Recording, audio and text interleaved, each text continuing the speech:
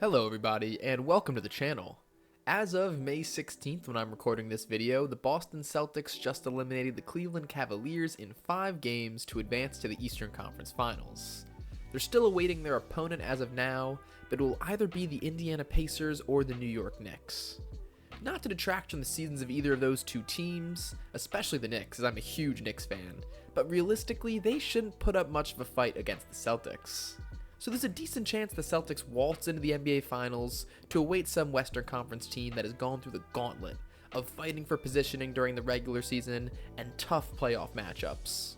But we're going to talk about the Celtics today, and look back through history and see if this could potentially be the easiest path to the finals in NBA history.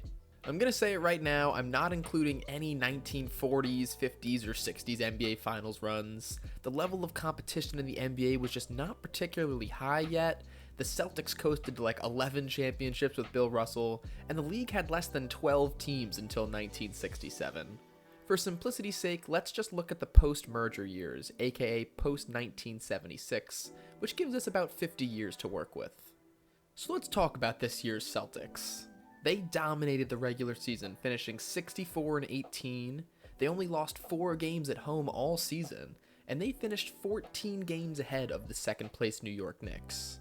The only time there was a larger gap between first and second place in a conference was 1976, which was 1 year before the NBA-ABA merger, where the Warriors finished atop the West with 59 wins, and the Seattle Supersonics somehow finished second in the West with just 43 wins, which was a 16-game difference.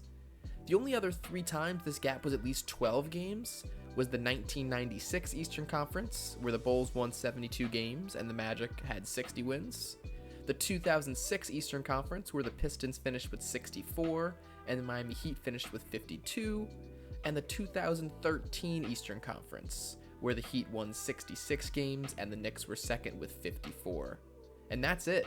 So this is the largest gap between first and second place in a conference since the NBA-ABA merger. This year, the Celtics only had 2 All-Stars, but that does not reflect how good this team is.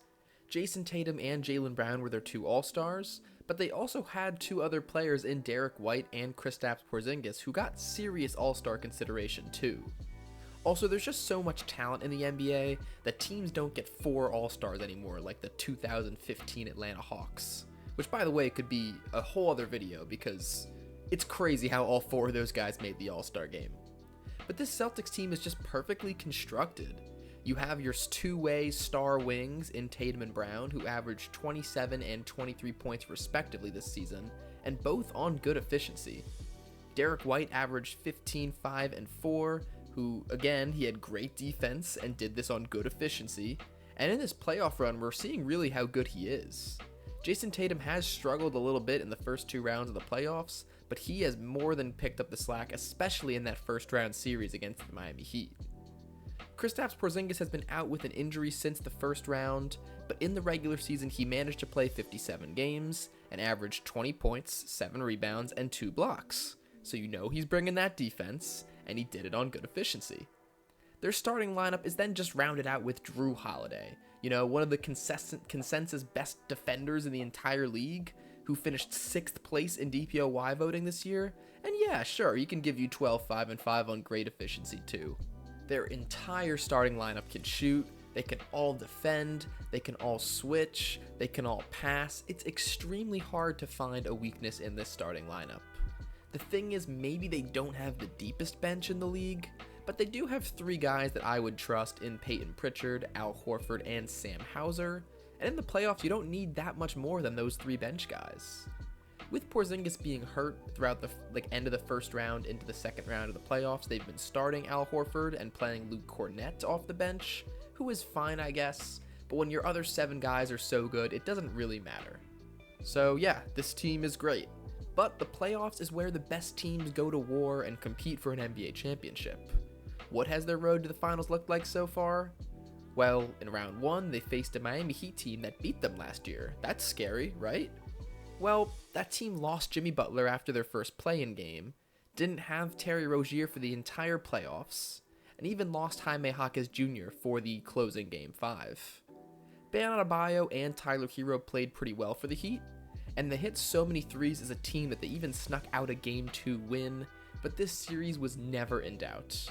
The Heat only managed to shoot 44% from the field and 33% from 3 for the series, while the Celtics shot 47% from the field and 39% from 3.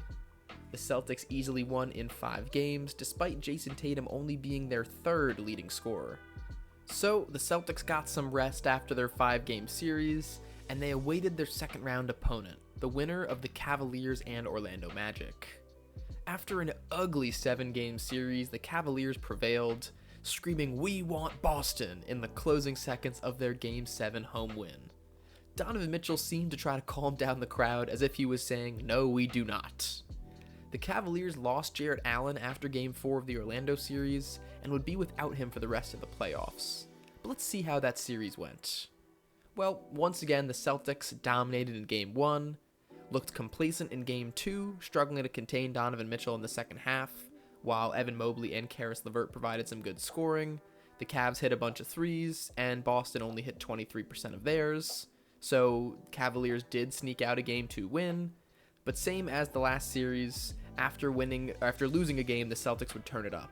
They'd easily take Game 3, and then despite Donovan Mitchell sitting out Games 4 and 5 with an injury, the Cavaliers kept it close, but once again, it was a pretty simple 5-game series. But sure, they were a 1 seed. They're supposed to get easier matchups in the first and second rounds before clashing with the most intimidating foe in the conference finals. But that intimidating foe likely won't come. The Knicks are currently up 3-2 in the second round series, and they're slightly more likely to face them in the Eastern Conference Finals than the Pacers are. I do think too that despite all their injuries, they would have a slightly better chance of upsetting the Celtics because of their hard-nosed defense. But let's talk about those injuries. Going into Game 6 against the Indiana Pacers, they're missing Julius Randle, a 2-time All-NBA player and the second best player on the team, Bojan Bogdanovic, a key bench scorer that they traded for, Mitchell Robinson, their starting center at the beginning of the year, and OG Anunoby, a two-way star that they also traded for this season. And still the Knicks are fighting to get to the Eastern Conference Finals. Jalen Brunson's scoring heroics, combined with Dante DiVincenzo's clutch plays, and Josh Hart and Isaiah Hartenstein's relentless pursuit of rebounds and loose balls, do have them just 1 game away. OG Anunoby could come back for the conference finals, but still, the Celtics would be facing a 50-win team without 2 starters, without a significant bench piece, as their final test before the NBA Finals.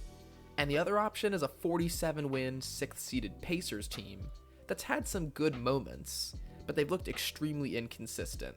Tyrese Halliburton has struggled to make an impact in the second halves of a lot of games in the playoffs, and their defense is just not going to be able to compete with the Boston Celtics. Meanwhile, in the Western Conference, elite teams like the Denver Nuggets, Minnesota Timberwolves, Dallas Mavericks, and Oklahoma City Thunder are all still battling for a spot in the conference finals and eventually the NBA Finals. And I don't think it's terribly unreasonable to argue that all 4 of those teams still alive in the Western Conference are all better than any team the Boston Celtics have faced so far on their run to the NBA Finals. So, the last question remains. Is this one of the easiest NBA Finals runs in history? We can first compare to another Finals run that many claimed was one of the easiest ever, which just happened last year with the Denver Nuggets. Their 4 opponents in their playoff run had a combined winning percentage of just 53%, which translates to about a 44-win team. In the first round, they played the 42-win, 8th-seeded Minnesota Timberwolves, but they realistically look pretty similar to this season's team, which is making a lot of noise in the playoffs. Obviously, the extra year of development has helped them, but they did battle with the Nuggets through a hard-fought 5 games. Or, well, at least games 2 through 5 were very close. I don't remember who it was, but I do remember someone on Denver coming out and saying that Minnesota was their toughest matchup of the entire postseason. The second team they faced was a 45-win Phoenix Suns team. They didn't get a lot of time to mesh, but they did have Chris Paul, Devin Booker, Kevin Durant, and DeAndre Ayton, which seemed like a pretty scary team. This was a really fun series, with Jokic averaging a dominant 35-point triple-double, and Kevin Durant and Devin Booker averaging 30 points each. I think this is a series where a lot of people a lot of NBA fans realized that Nikola Jokic was by far the best player in the NBA. In this series, Chris Paul only played 2 games, and DeAndre Ayton looked lost for parts of the series, but it was still a good series that took 6 games for the Denver Nuggets to advance. And then obviously they swept the 43-win Lakers to advance to the NBA Finals. D'Angelo Russell had an all-time bad series, while LeBron, AD, and Austin Reeves actually did a really good job trying their best to stay in these games. And to be fair, it was an extremely competitive sweep, with 3 of the 4 games being within 6 points, and Nikola Jokic and Jamal Murray hit some truly insane shots to close out these games. But still, Denver was the better team. In terms of winning percentage, it would be an easier path to the finals than the 2024 Boston Celtics, but are we saying that the 50-win Knicks that they might face in the Eastern Conference Finals are some kind of juggernaut compared to the 43-win Lakers they swept, or the 42-win Timberwolves they played in the first round? And also, that Phoenix Suns team was easily better than any team the Boston Celtics would face in this year's Eastern Conference playoffs. Another team I would point out is the 2013 Miami Heat. Obviously, this was the second of the Heat's championship runs, but their competition was really poor too. They started off against a 38-win Bucks team, and this is pre-Giannis. This was led by Monte Ellis, a young Brandon Jennings, and Larry Sanders. Not super intimidating. The second round, they played the 45-win Chicago Bulls, and you might think, ooh, Jimmy Butler and Derrick Rose? That's pretty scary. But no. Derrick Rose was out this entire season after tearing his ACL in the 2012 playoffs, and this was right before Jimmy Butler's breakout. Their 3 leading scorers in the playoffs were Carlos Boozer, Nate Robinson, and Luol Deng. However, in the conference finals, they did play a super memorable 7-game series against the Indiana Pacers. This team being led by a breakout young star in Paul George, and they had a solid team up and down with George Hill, Lance Stevenson, Roy Hibbert, and David West. If they played a worse team in the conference finals, I maybe would have said that this is less impressive than the 2024 Celtics, but that 2013 Pacers team was a significant challenge for the Miami Heat. Admittedly, after doing my research, I think there might just be one run to the NBA Finals that is easier than this 2024 Boston Celtics, and that is the 1987 Los Angeles Lakers. The 1987 Lakers faced only one team with a record over 500 on their way to the NBA Finals, and that one team over 500 was a 42-win Warriors squad led by Joe Barry Carroll, Sleepy Floyd, and Purvis Short, which by the way are fantastic names. In the first round, they beat a 37-win Nuggets team that was led by Alex English and Fat Lever, I guess, but no one else really relevant. And in the conference finals, they played a 39-win Supersonics team led by Dale Ellis, Tom Chambers, and Xavier McDaniels, who are all great players, but besides Alex English, they didn't really face a superstar-level player throughout the entire playoff run. They did have to face a really good 59-win Celtics team in the finals, which they did win, but that's outside the scope of this video. We're just talking about the easiest runs to the NBA Finals. With all that being said though, what do you think?